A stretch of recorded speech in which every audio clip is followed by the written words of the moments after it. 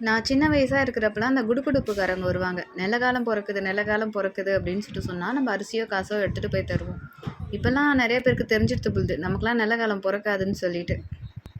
வீட்ல பொம்பள பிள்ளைங்க இருந்தாலே, அந்த பொம்பள பிள்ளைங்க என்ன கேட்குதுன்றது விஷயம் கிடையாதுங்க. அந்த பொம்பள பிள்ளைக்கு என்ன வேணுன்றதுக்கு தெரிஞ்சுட்டு, அந்த கடையில போய் நம்ம நிக்கிறோம் பாருங்க, அதுதான் ஹைலைட்டு.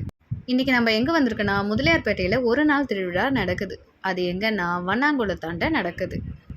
கரெக்ட்டா சொல்லணும்னா, ஆர்டிஓ பிரிட்ஜ் இறக்கத்துல இருக்கு இல்லையா? அங்கருந்து ஸ்டார்ட் ஆகி, இந்த முடுக்குலேருந்து அந்த முடுக்கு வரைக்கும் இதே போல கடை தெருவா இருக்கும். இந்த தடவை என்னன்னே தெரில, அநியாயத்துக்கு ஒரு 6 பஜ்ஜி கடைய பார்த்துட்டேன்னா பார்த்துக்கோங்களேன். இந்த கண்ணாடி வளையல் கடை நான் சின்ன வயசுலேருந்து பார்த்துட்ருக்கேன். இன்னைக்கு என் பங்குக்கு 2 வளையல் ரூ. 50ன்னு சொல்லிட்டு வாங்கிட்டேன்னா பார்த்துக்கோங்களேன். என் பொண்ணுக்கு என்ன ஆச்சுன்னு தெரில, கீ செயின் வாங்கினா தான் ஆச்சுன்னு சொல்லிட்டு எல்லா திருவிழாலையும் போனாலும் கீ செயின் வாங்கிடுறா. சரின்னு சொல்லிட்டு அவள் பங்குக்கு 1 வாங்கி கொடுத்தாச்சு. போடு, நிதானமாக போடு, ஸ்லோவாக போடு. வரமாட்டேன்னுமா நீ போ. பார்க்குறப்ப எல்லாமே ஈஸியாக தாங்க தெரியும். களத்தில் இறங்குனா தான் அதோடைய கஷ்டம் என்னன்றது நமக்கு புரியும்.